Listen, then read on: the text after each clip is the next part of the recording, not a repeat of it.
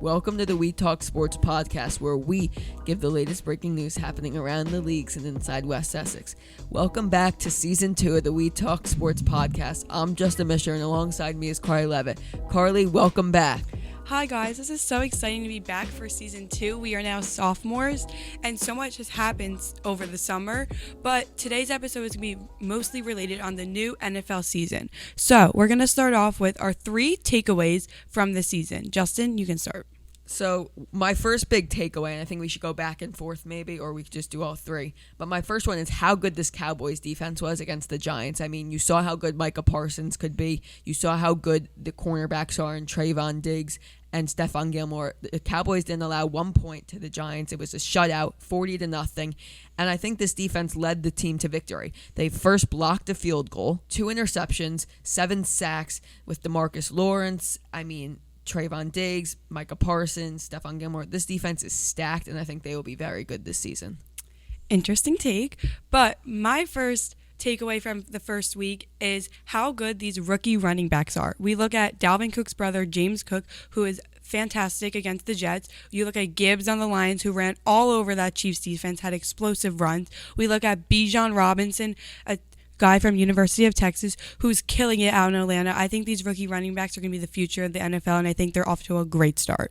Yeah, I totally agree. And now someone who's in their second season as a quarterback, Brock Purdy, I think some people are going to say he might have a stinky sophomore season because he did so well in his rookie year. But you saw what he did against a good Pittsburgh Steelers defense who has Minka Fitzpatrick and TJ Watt. And he dropped 30 points on them, finding Brandon Ayuk twice. And he just seems so comfortable back in the 49ers offense. And this 49ers offense is lethal when Brock Purdy leads this team. The 49ers chose him to be their starting quarterback. And I think he's going to really take the most of that opportunity and lead them to the playoffs, if not more. Okay, and my second takeaway is that these offensive linemen are having a very hard time. I'm just going to use the New York Giants as an example. You look at Evan Neal. He had his rookie season 2 years ago, and he is struggling. He looks like he can't even be a pro NFL player. Daniel Jones is scrambling every time. The Giants could barely complete a pass because Evan Neal and this line could not hold up. I get it. The Giants have a rookie center, but that doesn't matter. You're an NFL pro player. You were drafted in the second round. You hold your line. You protect your quarterback, and it's going for all these people. We watched Aaron Rodgers. He got hurt because his line couldn't hold up. When you get sacked, it's because the defense is getting around your linemen, and if there's too many sacks this season, we're going to see too many QB injuries. I agree. I think the offensive line, especially for the Giants, was very shaky in week 1. And my last takeaway is kind of like a connection that was brought from the Patriots to now the Raiders in Jimmy Garoppolo and Jacoby Myers. I was watching that game, and I was just so impressed how well Jimmy Garoppolo did with the Raiders. Was it the best game? No. But do I think he can lead success to the Raiders? Yes. And I think wherever Jimmy Garoppolo goes, he will bring success to the team. We saw what he did with the 49ers. Now he's coming to Las Vegas under Josh McDaniels, who was his former head coach under the Patriots. Jacoby Myers coming over from the Patriots. It's the Las Vegas Patriots, obviously. They had a disappointing season last season, but this year they hope to turn it around. And I think the connection between 2 former Patriots and Garoppolo and Myers could be very dangerous this season. And I also have something else to say for my third takeaway is that, did you watch those Bills, Bengals, and Chiefs games? All 3 Super Bowl potential contenders lost. And I know it's week 1. Oh, it's too early. But this is a start of something new. As you said, the Raiders, the Dolphins, maybe even those Lions are going to sneak in, the Vikings. Like, these teams were Super Bowl contenders last year, and now they're losing to these new and up-and-coming teams. And it will be interesting to see what the Super Bowl picture will look like. I know it's only week 1, but seeing these big teams that have such high projections losing to some of these new and up-and-coming younger teams is going to be interesting to watch throughout the season. Yeah, I totally agree. So now we're going to get to the big topics, which is New York sports and how disappointing week 1 was for them. So I'll have to admit, I went to the game. I was telling everyone, I have chills. I'm so excited. The Giants game. Yeah, the Giants game. I'm a huge New York Giants fan, if we have to admit. But I went to the game. I was so excited. I walked into the stadium, the vibes, the national anthem. Let's just talk about that for a second. I don't know if they showed it on TV, but the national anthem was sick. Everyone had their flashlights on. It was just a great overall experience. And they come out, they have a great first drive. I was like, wow, the Giants deserve all this hype, like all this hype surrounding them. And then things just went downhill with the block punt, Jones missing the snap. As I said, rookie center, it's going to be hard, but we need to get used to it. We're a professional team, and we looked like we were playing flag football out there. I think that the things about, Dable should be fired, Shane should be fired, no, we don't fire the GM and the coach after 1 week. But I do think that if he does not come back and build this team, it's going to be a hard year. With the Giants +7 against the Cardinals, that's ridiculous. I think that the Cardinals really held their own against the Commanders, and I think it's going to be an interesting challenge. And I want to see the Giants come out, have a strong lineman. I know Andrew Thomas is hurt, so it's going to be a struggle for them on offensive line. But we have great receivers. We have Paris Campbell. We have Jalen Hyatt. We have Darren Waller. We have Sterling Shepard, Darius Slayton, Isaiah Hodgins. There's so many weapons out there. I want to see them use them. I don't understand why we couldn't throw the ball against the Cowboys, but I think that we need to put some effort in and try a little bit harder next game. Yeah, I totally agree. I think the Giants did deserve all the hype going into this season. They beat the Vikings, and then to lose that bad on Sunday Night Football is just disastrous for the Giants. And the first drive looked pretty good for the Giants. They marched down the field, and then obviously the blocked field goal, and it was just not a good night for the Giants. And I hope they do beat the Cardinals. I think they will beat the Cardinals.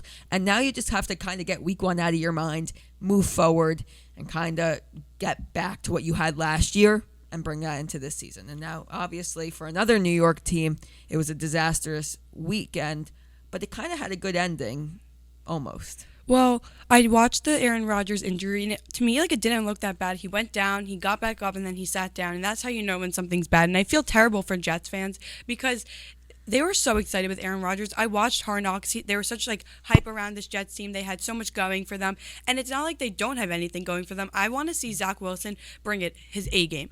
I am a big Zach Wilson believer. I'm a big believer in someone being an underdog and turning out to someone who they were never known to be, like Brock Purdy.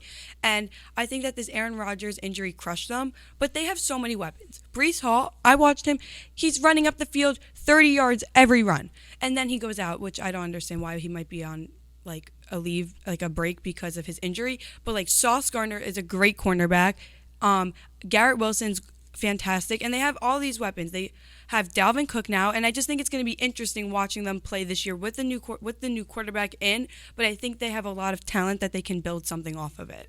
I mean, this trade was so huge for the Jets because they were trying to break their playoff drought, and Aaron Rodgers, I thought, was going to do that. He's the 4-time MVP. He's won a Super Bowl. He brings so much experience, and when you see someone tear their Achilles at such an older age, it's scary because you don't know if he's going to return. But I am excited to see what Zach Wilson will do. Now, if you're a Jets fan, would you want to keep Zach Wilson as your quarterback or possibly pick up somebody maybe like Matt Ryan or Carson Wentz? That's just a question I've been seeing. That's a good thought. I also thought that the Giants could trade Tyrod Taylor to the Jets too. But the big thing that we're going to be looking for, or at least I'm going to be looking for, is the offensive line for the Giants and the QB situation for the Jets. For these New York teams, they're a big struggle right now, and I think that if both teams could get this down, they're going to have great potential. Yeah, I agree, and at least for the Jets, they had a great ending to the game. Xavier Gibson scored on... He's an undrafted rookie. Yeah, so he did fantastic. I mean, in his first ever game, sealing the deal for the Jets in overtime, and it was an impressive win for the Jets, even with such a tough night for all Jets fans around the country. I think for Jets people, they need to keep their heads up high and focus on Zach Wilson and focus on his potential because he's a professional quarterback, and just because you have one bad year last year doesn't mean this year changes anything. He can be different, and maybe he has something in him because he was great in college, so it's going to be interesting to watch. Now, week 2 is upon us tonight on Thursday Night Football down in Philadelphia at Lincoln Financial Field between the Eagles and the Vikings. Vikings lost last week to the Bucs, and the Eagles won last week against the Patriots. Carly, who do you think is going to win tonight? Now, this is going to be a hot take, but I want to see those Vikings win. The Vikings have a great team. Justin Jefferson, I'm a huge fan. Jordan Addison, I'm a huge fan. I think they have great weapons, great speed, great hands. I think Kirk Cousins has been in this league forever. Like, he knows what he's doing. They're under a new coaching system.